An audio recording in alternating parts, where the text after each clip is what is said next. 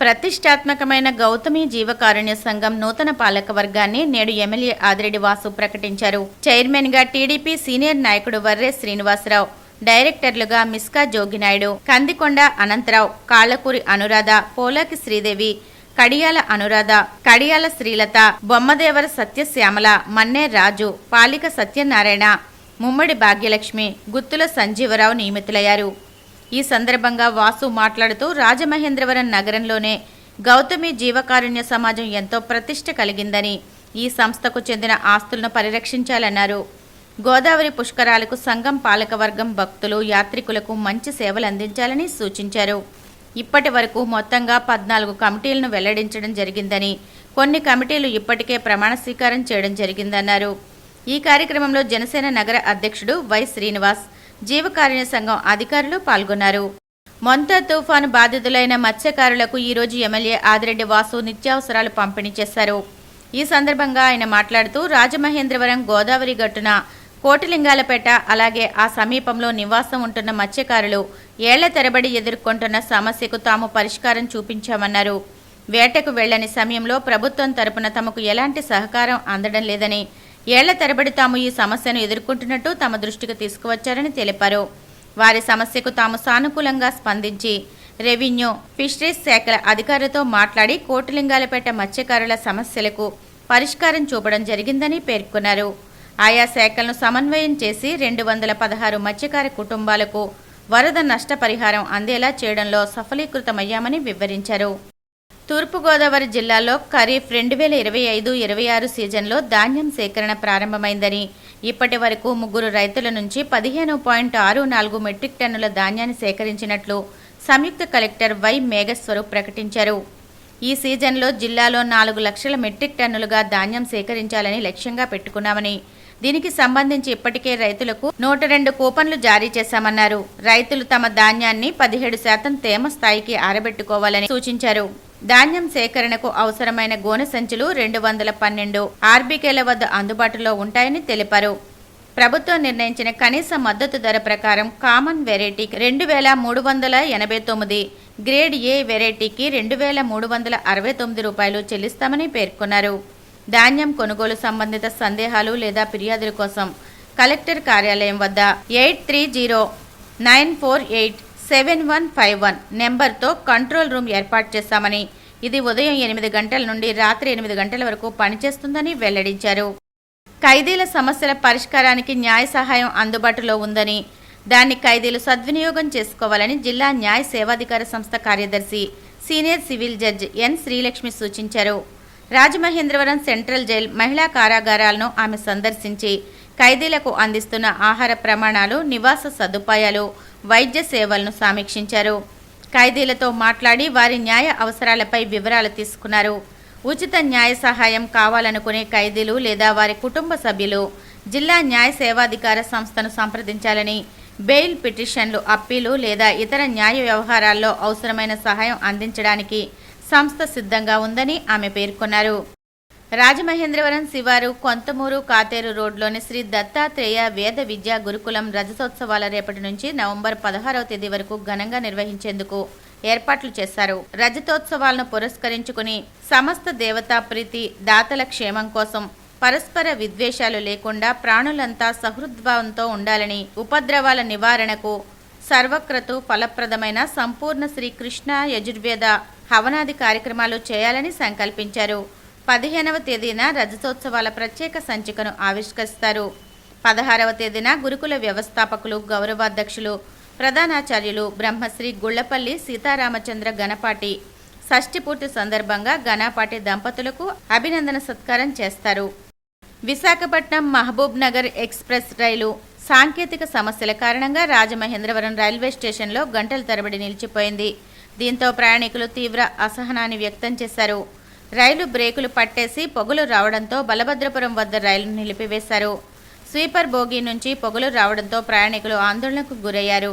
తాత్కాలిక మరమ్మతుల అనంతరం రైలు బయలుదేరి రాజమహేంద్రవరం చేరుకున్న తర్వాత బోగీని విడదీసి అర్ధరాత్రి దాటిన తర్వాత రైలును మహబూబ్ నగర్కు పంపారు. దీంతో రాత్రి 9 గంటల 35 నిమిషాలకు వెళ్లాల్సిన రైలు అర్ధరాత్రి దాటిన తర్వాత బయలుదేరింది. ఎన్డీఏ ప్రభుత్వానికి ఇండియా కూటమికి ఎంతో కీలకమైన బీహార్లో అసెంబ్లీ ఎన్నికల్లో భాగంగా తొలిదశ పోలింగ్ కొనసాగుతోంది. ఉదయం 9 గంటల వరకు 13.13% పోలింగు నమోదైంది. ఎన్డీఏ కూటమికి చెందిన ముఖ్యమంత్రి నితీష్ కుమార్, మహాగఠ్ బంధన్ సీఎం అభ్యర్థి తేజస్వి యాదవ్, ఆయన తల్లిదండ్రులు మాజీ ముఖ్యమంత్రులు లాలూ ప్రసాద్ యాదవ్, రబ్రీదేవి ఓటు హక్కు వినియోగించుకున్నారు. అభివృద్ధి కోసం ఉద్యోగాల కొరకు ఓటు వేయాలని ప్రజలకు పిలుపునిచ్చారు. ఇవాళ ఉదయం 7 గంటలకు ప్రారంభమైన బీహార్ అసెంబ్లీ ఎన్నికల తొలి విడత పోలింగ్ ప్రశాంతంగా కొనసాగుతుంది. రాష్ట్రంలో 18 జిల్లాల పరిధిలోని 121 అసెంబ్లీ నియోజకవర్గాల్లో ఓటర్లు తమ ఓటు హక్కును వినియోగించుకున్నారు.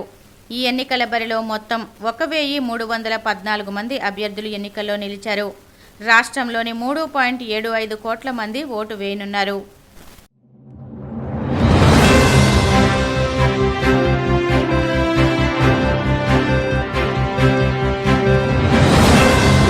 సిసిసి డిజిటల్ 230 న్యూస్ బులెటిన్కి స్వాగతం.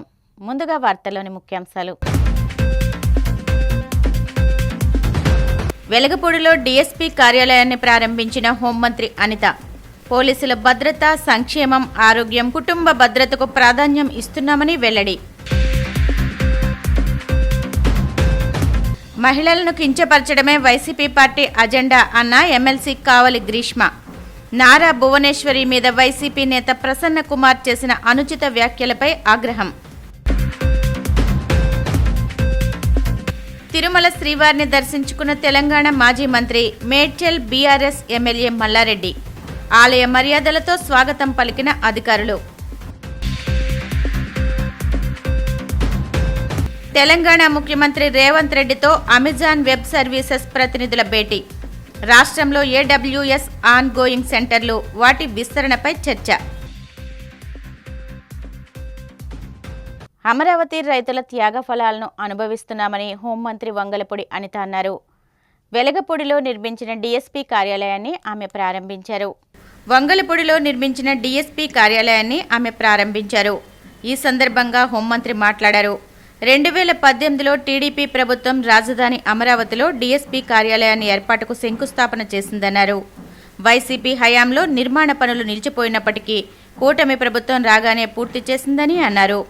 రాజధాని ప్రాంతంలో శాంతి భద్రతల పరిరక్షణ, బందోబస్తు దృష్ట్యా డీఎస్పీ కార్యాలయం అవసరం ఉందన్నారు. ప్రజల రక్షణ కోసం అహర్నిశలు శ్రమించే పోలీసులకు కూడా భద్రత కల్పించాలనే నిర్ణయంతో పలు పోలీస్ స్టేషన్లకు శంకుస్థాపన చేశామన్నారు. పోలీసుల భద్రత, సంక్షేమం, ఆరోగ్యం, కుటుంబ భద్రతకు ప్రాధాన్యం ఇచ్చామని అన్నారు. ఈ సందర్భంగా డీజీపీ హరీష్ కుమార్ గుప్తా, ఐజీ త్రిపాఠి, గుంటూరు జిల్లా ఎస్పీ వకుల్ జిందాల్ ఆవరణలో మొక్కలు నాటారు. 2014 నుంచి 19 వరకు గౌరవ ముఖ్యమంత్రి గారు, మన గౌరవ చంద్రబాబు నాయుడు గారు ముఖ్యమంత్రిగా ఉన్న ఆ టైంలో అమరావతి రాజధానిగా ప్రకటించుకున్న తర్వాత ఎవ్రీవేర్ ఈ పోలీస్ స్టేషన్స్, అదేవిధంగా ఇన్ఫ్రాస్ట్రక్చర్ అంతా డెవలప్ చేయడానికి ఇక్కడున్న చాలామంది రైతులు ముందుకు వచ్చి వాళ్ళ భూముల్ని నిజంగా చెప్పాలంటే త్యాగం చేసి ఇక్కడ ఒక బ్యూటిఫుల్ అమరావతి, ఒక ప్రపంచంలోనే ప్రసిద్ధి చెందిన అమరావతి కట్టడానికి మా భూములు మేము ఇస్తున్నామని చెప్పి ముందుకు వచ్చి భూములు ఇచ్చిన చాలామంది అమరావతి రైతుల తాలూకా పుణ్యఫలం ఈరోజు మేమందరం కూడా అనుభవిస్తున్నాం. అటువంటిది ఆ టైంలో 2018లోని 12-11 అంటే నవంబర్ 12, 2018లో దీనికి శంకుస్థాపన జరిగింది ఈ బిల్డింగ్కి. మళ్ళీ 5 సంవత్సరాలు దీన్ని పట్టించుకున్న నాదులు కూడా ఎవరూ లేరు. అంటే ఇక్కడ నియర్ బై ఇక్కడ ఎస్డిపి ఆఫీస్ చాలా అవసరం ఇక్కడ, ఎందుకంటే పక్కనే అసెంబ్లీ, సెక్రటేరియట్ ఇవన్నీ ఉన్న సిచ్యువేషన్స్లో కమింగ్ సూన్ బందోబస్తుకి కానీ ఎక్కడెక్కడైనా లా అండ్ ఆర్డర్ ఇష్యూస్ రాకుండా చూసే క్రమంలో కంపల్సరీకి ఇక్కడ డిఎస్పీ ఆఫీస్ అవసరం అని చెప్పి ఆ రోజు ముఖ్యమంత్రి గారు తలచి ఇక్కడ ఇంచుమించుకు ఒక ఎకరం స్థలాన్ని కూడా కేటాయించి పోలీస్ స్టేషన్కి కట్టడానికి అని చెప్పి ఆ రోజు కేటాయించి శంకుస్థాపన కూడా చేసిన తర్వాత దాన్ని కూడా పూర్తి చేయకుండా 5 సంవత్సరాలు ఇంచుమించుగా అలాగే కాలయాపన చేశారు. మళ్ళా తిరిగి ఈరోజు అమరావతి రైతుల పుణ్యఫలం, అమరావతి రైతుల కష్టం, నేను ఇందాకే చెప్పాను, మేమందరం ఇక్కడ ఎలా కూర్చోగలుగుతున్నామంటే ఆ రోజు అమరావతి రైతులు అందరూ పడ్డ కష్టం, 5 సంవత్సరాలు పడ్డ కష్టం, దానికి ప్రతిఫలమే మేమందరం కూడా ఇలా కూర్చున్నాం. ఇప్పుడు అందువల్లనే అమరావతిని డెవలప్ చేయాలనే ఉద్దేశంతోనే గౌరవ ముఖ్యమంత్రిగా బాధ్యతలు తీసుకున్న తర్వాత ఎన్డీఏ కూటమి సహాయ సహకారాలతో ఈరోజు అమరావతిని ముందుకు తీసుకెళ్తున్నారు. దానిలో భాగంగానే ఈరోజు ఇక్కడ ఎస్డిపిఓ బిల్డింగ్ని కూడా ఓపెన్ చేసుకోవటం, ప్రత్యేకంగా దీన్ని కంప్లీట్ చేయడంలోని పోలీస్ హౌసింగ్ కార్పొరేషన్ వాళ్ళు, అదేవిధంగా మా డిఎస్పీ మురళీకృష్ణ గారు, ముఖ్యంగా మా ఎస్పీ వకుల్ జిందాల్ గారు దీని గురించి ముందుకు తీసుకెళ్ళటం, ఎప్పుడు కూడా మా ఠాకూర్ గారు కూడా పర్టికులర్గా దీని గురించి పదే పదే ముందుకు తీసుకెళ్ళటం. ఎక్కడైనా ఇలాంటి ఇన్ఫ్రాస్ట్రక్చర్స్ ఏదైనా ప్రాబ్లం వస్తే కనుక డెఫినెట్గా పోలీస్ స్టేషన్స్ బాగుపడాలి అని ఈ రోజుకి నేను డీజీపీ గారు కలిపి ఇంచుమించుగా ఒక 4-5 పోలీస్ స్టేషన్స్ ఓపెన్ చేసుకున్నాం. ఇంచుమించు ఇంకా 4-5 పోలీస్ స్టేషన్కి శంకుస్థాపనలు కూడా చేశాం. నిజంగా ఇట్స్ గుడ్ సైన్ అని చెప్పాలి. ఎందుకంటే పోలీస్ డిపార్ట్మెంట్ సమర్థవంతంగా పనిచేయాలి అనుకుంటే డెఫినెట్గా వాళ్ళకి సంబంధించి ఈరోజు వాళ్ళకి ఇన్ఫ్రాస్ట్రక్చర్ కూడా మంచి ఇన్ఫ్రాస్ట్రక్చర్ కూడా ఇవ్వగలగాలి. సో ఆ విషయంలోనే ఈరోజు మేము ముందుకుంటున్నాం. పోలీస్ వ్యవస్థని బలోపేతం చేయాలనే ఉద్దేశంతో ఆహర్నిశలో కూడా కష్టపడుతున్న మా డీజీపీ గారికి నేను ప్రత్యేకంగా ధన్యవాదాలు తెలియజేసుకోవాలి ఈ టైంలో. ఎందుకంటే ప్రతిసారి పని చేయించుకోవడమే కానీ పోలీసులకి సంబంధించి ఇన్ఫ్రాస్ట్రక్చర్ కానీ పోలీస్ వెల్ఫేర్కి కానీ పోలీసు కుటుంబాల తాలూకా వెల్ఫేర్ కానీ ఈరోజు ఎవరు పట్టించుకునే పరిస్థితులు ఉండేవి కాదు.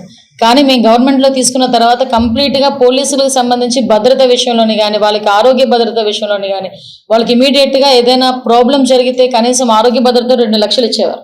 అది కూడా ఈ రోజుకి ఒక డెంగ్యూ ఫీవర్కి బయటకు వెళ్తే హాస్పిటల్కి వెళ్తే బయటకు వచ్చేసరికి 2 లక్షలు అయిపోయేది. సో ఏదైనా పోలీస్ ఫ్యామిలీ వాళ్ళు ఇబ్బంది పడినా సడన్గా ఏదైనా అన్ఫార్చునేట్ చనిపోయినా ఆ కుటుంబాలు కూడా అండగా నిలబడాలని హైబ్రిడ్ విధానంలో ఈరోజు బీమా సౌకర్యం కూడా కల్పించి ఇంచుమించుగా ₹1,00,00,000 వరకు ఆ బీమా సౌకర్యం కల్పించేటట్టుగా ఈరోజు చేసే పరిస్థితి. సో మేము ఒకటే చెప్తున్నామండి, ఈరోజు ఇక్కడ కూడా మేము చెప్పాలి, ఇక్కడ అమరావతి రైతులు ఎంత కష్టపడ్డారు అన్నది ఒక ఎత్తు అయితే ఈ రోజు కూడా మేము ఎందుకు పోలీస్ వెల్ఫేర్ మీద అదేవిధంగా పోలీస్కి భద్రత, పోలీసులు మాకు అందరికీ భద్రత కల్పిస్తారు, పోలీసులు కూడా మేము అంతే ఎఫెక్టివ్గా కాపాడుకోగలగాలి. ఎందుకంటే ఇప్పుడున్న సిచ్యువేషన్స్లో మేము ఎన్డీఏ కూటమి మేము ఈరోజు పరిపాలన ఎలా చేస్తున్నామనేది ప్రజలు కూడా తెలుస్తుంది. కానీ అట్ ద సేమ్ టైం అంతే ఎఫెక్టివ్గా ప్రతిపక్షాలు చేస్తున్న ఆరోపణలను కూడా ఎదుర్కోవాల్సిన పరిస్థితులు ఏర్పడుతున్నాయి. ఎందుకంటే ఎక్కడో ఒక చిన్న ఈరోజు ఫేక్ వీడియోస్ బయటకు వస్తున్నాయి, ఏఐని బేస్ చేసుకొని ఎక్కడ లేని వీడియోస్ క్రియేట్ చేస్తున్నారు, దాన్ని సోషల్ మీడియాలో విపరీతంగా స్క్రోల్ చేస్తున్నారు, పోలీసుల మీద లేనిపోని అబాండాలు వేస్తున్నారు. మొన్న రీసెంట్గా నేను ఎందుకు ఈ సందర్భంగా మీతో చెప్పాలి, ఉత్తరప్రదేశ్లో ఎక్కడో జరిగిన ఒక సంఘటన, వాళ్ళు ఏదో లారీ వెళ్తుంటే ఏదో వాళ్ళు ఆపిన తర్వాత ఆపలేదని ఒక రాయి పట్టుకుని విసురుతున్నారు. అది కావాలని మళ్ళీ ఇక్కడికి తీసుకొచ్చి ఆంధ్ర పోలీసులు అలా చేస్తున్నారని చెప్పి వైఎస్ఆర్సీపీ సోషల్ మీడియాలో దాన్ని పోస్ట్ చేసే పరిస్థితి. అంటే చూసిన జనాలు ఏమనుకుంటారంటే నిజంగానే పోలీసులు ఇలా చేస్తున్నారేమో అన్న ఒక భ్రమలోకి వెళ్ళిపోతారు. సో అలాంటివి కూడా మేము ఎప్పటికెప్పుడు తిప్పుకొట్టుకునే పరిస్థితి కనిపిస్తూ ఉంది. దానికే గౌరవ ముఖ్యమంత్రి గారు కూడా ప్రత్యేకంగా డీజీపీ గారికి ఆర్డర్ ఇవ్వడం జరిగింది. టెక్నాలజికల్గా కూడా పోలీసుల్ని వాళ్ళని ట్రైనప్ చేయాలి, టెక్నికల్ బేస్ కూడా ట్రైనప్ అవ్వాలని కూడా చెప్పారు.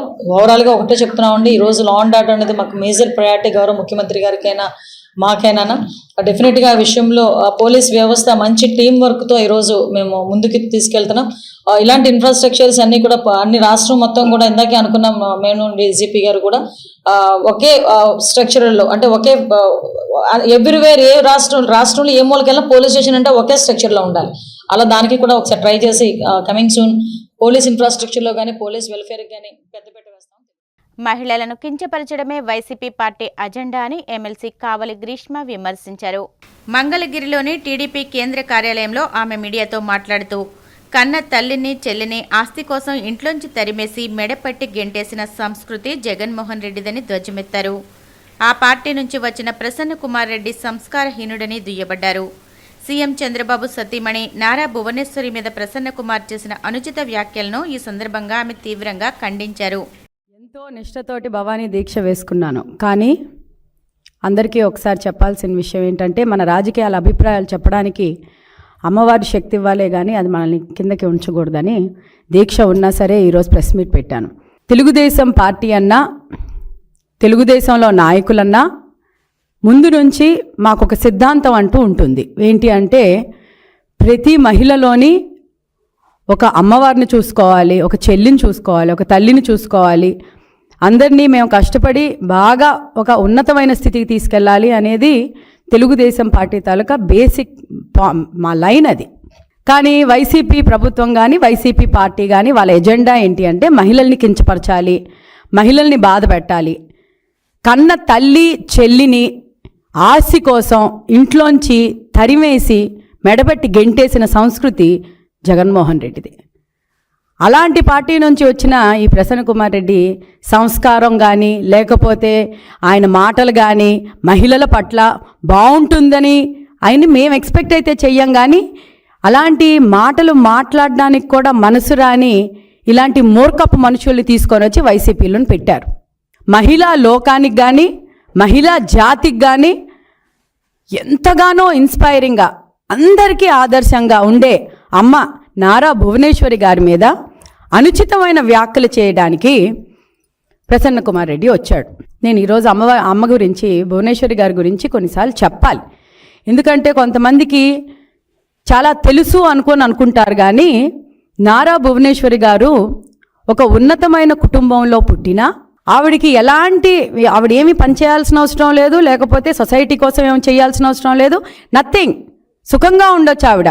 కానీ ఒక ముఖ్యమంత్రి గారి కూతురైనా ఒక ముఖ్యమంత్రి గారి భార్య అయినా కూడా నేను సొసైటీకి ఏదో చెయ్యాలి, నా వంతు నేను చెయ్యాలి అని హెరిటేజ్ ఫుడ్స్లోని ఎప్పుడైతే ఆవిడ టేక్ ఓవర్ చేశారో ఒక ఆంటర్ప్రినర్షిప్ అంటే మహిళా సాధికారతకు ముందు పీట వేసేటట్టు ఒక ఆంటర్ప్రినర్షిప్ లీడర్షిప్ ముందుకు తీసుకెళ్లారు. లక్షలాది మందికి స్ఫూర్తినిచ్చారు.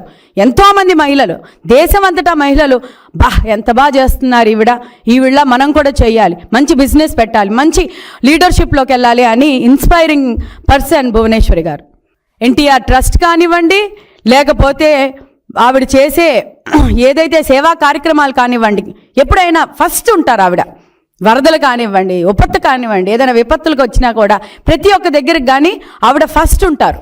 అలాంటి భువనేశ్వరి గారి మీద మొన్నటికి మొన్న ప్రసన్న కుమార్ రెడ్డి పిచ్చి వాగుడు వాగడం జరిగింది.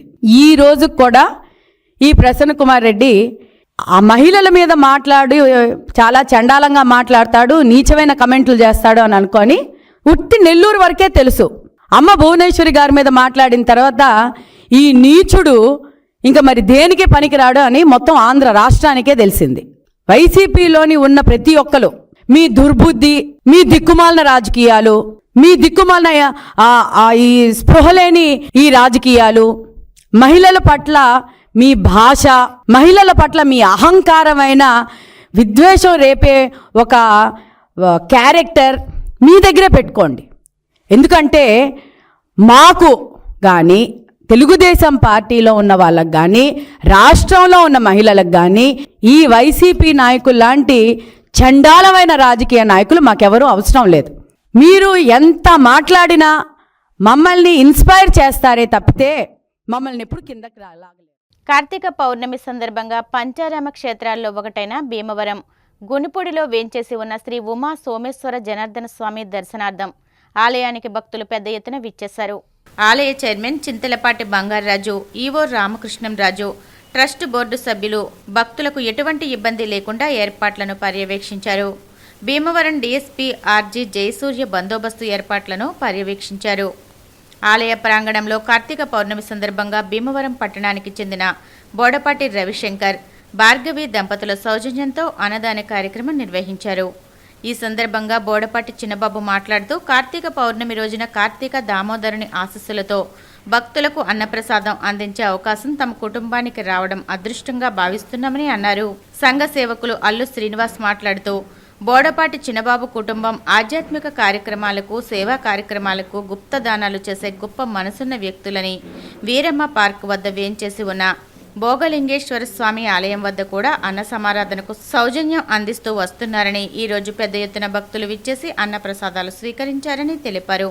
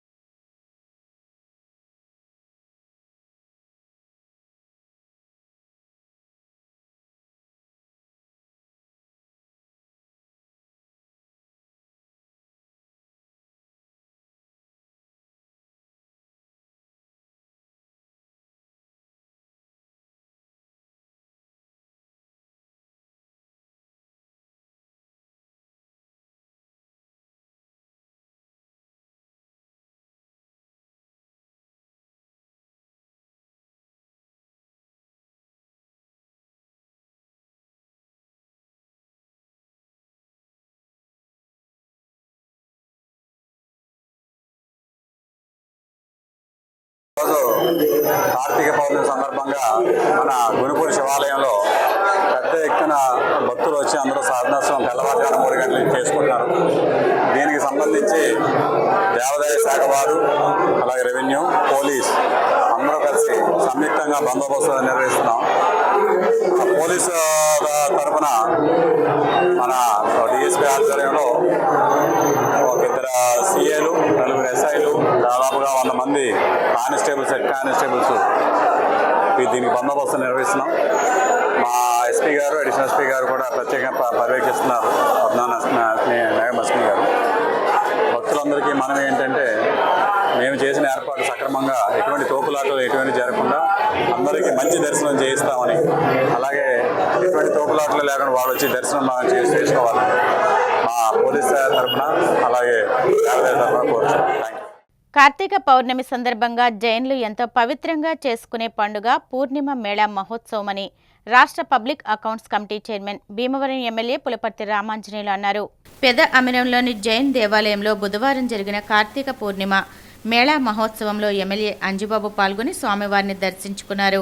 సంవత్సరంలో ఒక్కరోజు మాత్రమే కార్తీక పూర్ణిమ మేళా మహోత్సవాన్ని ఇంత వైభవంగా సాంప్రదాయబద్ధంగా నిర్వహించడం అభినందనీయమని అన్నారు.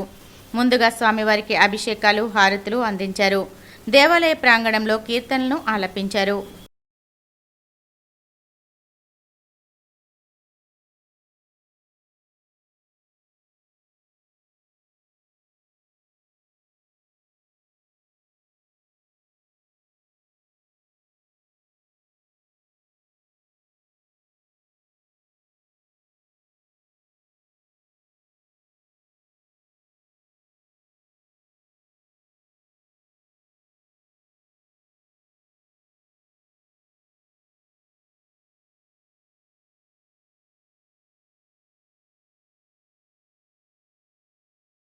కార్తీక పౌర్ణమి సందర్భంగా జైన్ దేవాలయంలో ఈ ఉత్సవం చేసుకోవడం జరుగుతుంది. జైన మతస్థులందరూ కూడా ఈ కార్తీక పౌర్ణమి రోజున అత్యంత భక్తి శ్రద్ధలతోటి స్వామివారిని కొలుచుకుంటారు. మేము కూడా ఈ స్వామివారి దర్శనానికి రావడం జరిగింది. ఆ జైన్ స్వామివారు అందరికీ ఆశీస్సులు ఇవ్వాలని చెప్పి కోరుకుంటున్నాం. ఈ పెదమిరం పుణ్యక్షేత్రంలో వెలిసిన విగ్రహం కొన్ని 2500 సంవత్సరాల క్రితం ఈ విగ్రహం ఇక్కడ గ్రౌండ్లో వెలిసింది. ఆ తర్వాత భీమవరంలో ఉన్న జైనులకి తెలిసిన తర్వాత నర్సాపురం నడుగు వాళ్ళు మేము జైనులు అందరూ కలిసి ఇక్కడ దేవాలయం నిర్మిద్దామని నిర్ణయించుకున్నాం. ఆ తర్వాత 1965లో చిన్న దేవాలయం నిర్మించి ఈ విగ్రహాన్ని ప్రతిష్ఠించాము. ఆ తర్వాత పెరిగి జనాలు రావడం వెళ్ళడం ఆ రంగా 2015లో ఆ దేవాలయాన్ని మళ్ళీ జీర్ణోద్ధారంగా చేసి అంటే పెద్ద దేవాలయం కింద నిర్మించి 2015 ఫిబ్రవరి 2వ తేదీన ఈ విగ్రహాన్నితో పాటు మిగతా 24 విగ్రహాలు కొత్తగా నిర్మించి ప్రతిష్ఠించాము. ఆ సమయంలో కూడా ఈ ఎమ్మెల్యే గారు వచ్చి ఉన్నారు. ప్రతి కార్తీక పూర్ణిమ నాడు ఇక్కడ ఉత్సవం జరుగుతుంది. 400-500 మంది సుమారుగా యాత్రికులు వస్తారు. సరిగ్గా ఈ శుభ సందర్భంలో ఈ ఎమ్మెల్యే గారు ఇక్కడ రావడం వల్ల మాకు చాలా సంతోషం. పశ్చిమ గోదావరి జిల్లా భీమవరం బల్సుపూడిలోని శ్రీ మావుళ్ళమ్మ అమ్మవారికి త్రిశూలంతో కూడిన వెండి హస్తాన్ని బుధవారం అందించారు. మాజీ కౌన్సిలర్ పెన్మత్స శ్రీలక్ష్మి, శ్రీధర్ దంపతులు సుమారు 1,55,000 రూపాయల విలువ కలిగిన వెండితో తయారు చేసిన త్రిశూలంతో కూడిన హస్తాన్ని రాజ్యసభ మాజీ సభ్యురాలు, టీడీపీ రాష్ట్ర పొలిట్ బ్యూరో సభ్యురాలు తోట సీతారామలక్ష్మి చేతుల మీదుగా అందించారు. ఈ సందర్భంగా సీతారామలక్ష్మి మాట్లాడుతూ పెన్మత్స శ్రీధర్, శ్రీ లక్ష్మీ దంపతులు గతంలో కూడా బంగారు ఆభరణాన్ని ఆలయానికి అందించడం అభినందనీయమని అన్నారు. ఆలయ అర్చకులు ప్రత్యేక పూజలు నిర్వహించి శ్రీ మావుళ్ళమ్మ అమ్మవారికి వెండి త్రిశూల హస్తాన్ని అలంకరణ చేశారు. ఆలయ కమిటీ సభ్యులు, భక్తులు పాల్గొని అమ్మవారిని దర్శించుకున్నారు.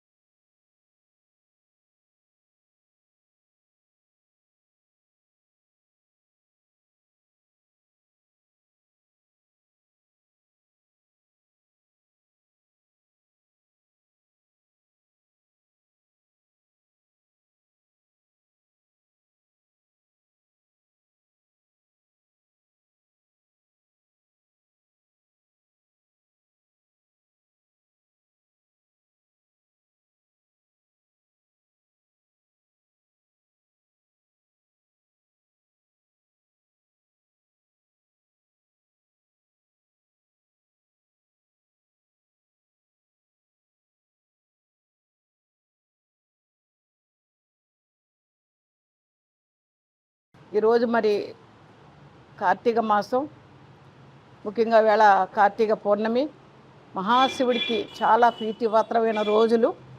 ఈ పర్వదినాన్న మన బలుసుముడి గ్రామంలో గ్రామ దేవత శ్రీ మావళ్ళ అమ్మవారికి ఇక్కడ భక్తులందరూ కూడా రావటం, చక్కగా పూజలు చేయటం కూడా చాలా సంతోషం.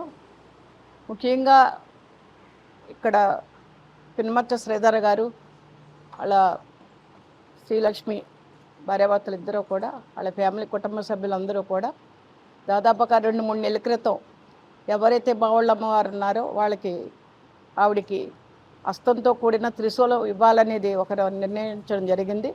ఆ రోజున కూడా డబ్బులు అమౌంట్ ఇచ్చేటప్పుడు కూడా నా చేతుల మీదే కూడా ఇప్పించడం జరిగింది. దాదాపు చాలా తక్కువ టైంలోనే మరి వేరే మావళ్ళ అమ్మవారికి హస్తంతో కూడిన త్రిశూలం ఈ రోజున చేసి ఒక మంచి పూజలు చేసి మంచి టైంలో అమ్మవారికి అలంకరించడం నా అదృష్టంగా భావిస్తున్నాను. అదేవిధంగా కూడా అమ్మవారికి గడ్డం కింద ఏదైతే ఉంటుందో ఒక బంగారు తొడుగు కూడా మన శ్రీలక్ష్మి గారు కుటుంబం నుంచి ఆవిడకి పెట్టడం కూడా జరిగింది. ముఖ్యంగా బలసిమూడిలో దాదాపుగా 40 సంవత్సరాల క్రితం నాకు చాలా చిన్న గుడి ఉండేది, నాకు తెలుసు. మేము ఇక్కడే ఉండేవాళ్ళం. కానీ ఈ రోజున ఎవరైతే కమిటీ సభ్యులు ఉన్నారో, ఈ బలసిమూడి పరిసరాల ప్రజల భక్తులు ఉన్నారో, అదేవిధంగా ఈ రోజున మన శ్రీధర్ గారు కానీ శ్రీలక్ష్మి కుటుంబ సభ్యులు ఎలాగైతే సంహారం అందించి అమ్మవారికి అన్నీ కూడా బంగారు ఆభరణాలు నింపే విధంగా అమ్మవారికి చేయటం చాలా అదృష్టంగా భావించవచ్చు. ఈ రోజున మన సంప్రదాయాలని, మన సంస్కృతిని, హిందూ మతాన్ని, అలాగే మన గ్రామ దేవతల్ని పూజించే విధంగా కూడా భక్తులు ఈ రోజున ఉండటం చాలా సంతోషం. అదేవిధంగా ఈ రోజున జరిగిన పూజా కార్యక్రమంలో పాల్గొన్న భక్తులందరికీ మరోసారి ధన్యవాదాలు తెలియజేస్తూ, ఇంత మంచి కార్యక్రమం నిర్వహించిన మన పినమచ్చ శ్రీధర్ గారి కుటుంబ సభ్యులందరికీ కూడా మావళ్ళమ్మ ఆశీస్సులు ఉండాలని మనస్ఫూర్తిగా కోరుకుంటూ, ఈ అవకాశం నాకు ఇచ్చినందుకు, పైగా ఈ రోజున కార్తీక పౌర్ణమి రోజున నాకు లభించినందుకు అమ్మవారి అదృష్టంగా భావిస్తూ, నా అదృష్టంగా భావిస్తూ అమ్మవారి ఆశీస్సులు అందరికీ ఉండాలని మనస్ఫూర్తిగా కోరుకుంటున్నాను. ఏలూరు జిల్లా joint collector doctor MJ Abhishek Goud బుధవారం భీమడోలు మండలంలో పర్యటించారు. ఈ మేరకు గుండుగొలను గ్రామంలో ఈ పంట సూపర్ చెక్ రికార్డులను పరిశీలించారు. అనంతరం పోళ్లార్ రైస్ మిల్లులో గోనె సంచులను పరిశీలించారు. వరి కోతల అంచనా ప్రకారం రైతులకు కావలసిన గోనె సంచులను ప్రొక్యూర్మెంట్ సెంటర్స్లో ముందుగానే అందుబాటులో ఉంచాలని, ఖరీఫ్ 2025 ధాన్యం కొనుగోలులో రైతులకు ఎలాంటి ఇబ్బందులు లేకుండా చర్యలు తీసుకోవాలని అధికారులను ఆదేశించారు. అనంతరం కుర్రెళ్లగూడెం గ్రామంలోని ధాన్యం కొనుగోలు కేంద్రాన్ని సందర్శించి మాయిశ్చర్ మిషన్ను పరిశీలించారు.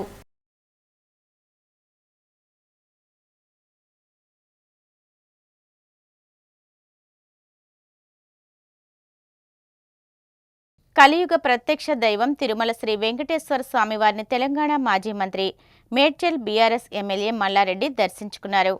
వీఐపీ విరామ దర్శన సమయంలో స్వామివారి సేవలో పాల్గొని మొక్కులు చెల్లించుకున్నారు. దర్శనానంతరం వీరికి రంగనాయకుల మండపంలో వేద పండితులు వేదాశీర్వచనం అందించగా ఆలయ అధికారులు స్వామివారి తీర్థప్రసాదాలు అందజేసి పట్టు వస్త్రంతో సత్కరించారు.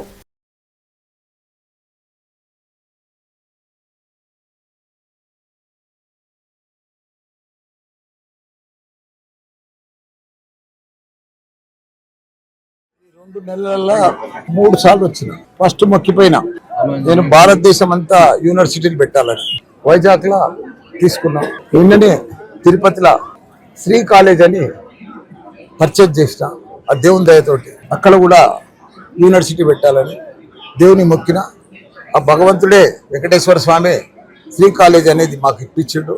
ఇప్పుడు అక్కడ కాలేజ్ కూడా ప్రారంభించబోతుంది. రిజిస్ట్రేషన్ అయిపోయింది శ్రీ కాలేజ్.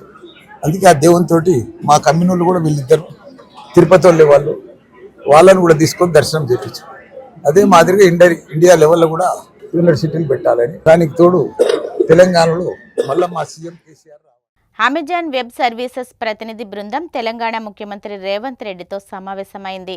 తెలంగాణలో AWS ఆన్ గోయింగ్ సెంటర్లు, వాటి విస్తరణపై చర్చించింది. ఈ సమావేశానికి AWS data centre global head, infra public policy director హాజరయ్యారు. ఈ సందర్భంగా ముఖ్యమంత్రి మాట్లాడుతూ పెట్టుబడుల విషయంలో ప్రభుత్వ సహాయ సహకారాలు ఉంటాయని హామీ ఇచ్చారు. జర్మన్ కాన్సుల్ జనరల్ మైకేల్ హాన్సర్ బృందం కూడా ముఖ్యమంత్రితో సమావేశమైంది. హైదరాబాద్లో డీసీసీని ప్రారంభిస్తున్నట్లు ముఖ్యమంత్రికి తెలిపింది. జూయిస్ బోర్స్ కంపెనీ విస్తరణలో భాగంగా హైదరాబాద్లో జీసీసీని ఏర్పాటు చేయనున్నట్లు వెల్లడించింది.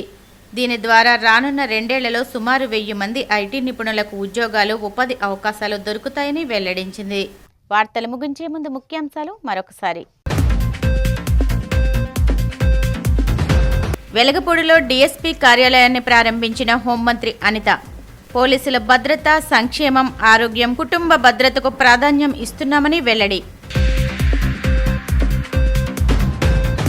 మహిళలను కించపరచడమే వైసీపీ పార్టీ అజెండా అన్న ఎమ్మెల్సీ కావలి గ్రీష్మ. నారా భువనేశ్వరి మీద వైసీపీ నేత ప్రసన్న కుమార్ చేసిన అనుచిత వ్యాఖ్యలపై ఆగ్రహం. తిరుమల శ్రీవారిని దర్శించుకున్న తెలంగాణ మాజీ మంత్రి మేడ్చల్ బీఆర్ఎస్ ఎమ్మెల్యే మల్లారెడ్డి. ఆలయ మర్యాదలతో స్వాగతం పలికిన అధికారులు.